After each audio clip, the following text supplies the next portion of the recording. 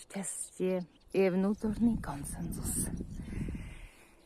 Keď sa ťa ľudská mienka nedotýka natoľko, aby si stratil sám seba, svoju podstatu, esenciu svojho bytia.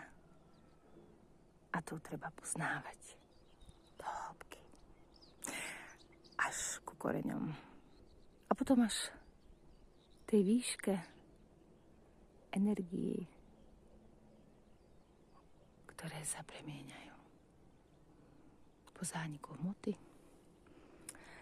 To je fyzika to ale základ je myslenie človeka. Prijatie všetkého dobrého v živote. Lebo kto dopraje druhému dobro? Musí človek sám sebe.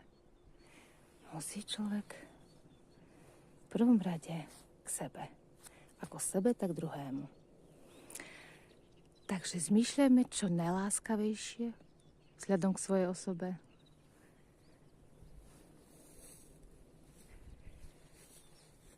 A potom zvýši možno aj na niekoho iného. Alebo môžeme rozdávať z toho, čo máme.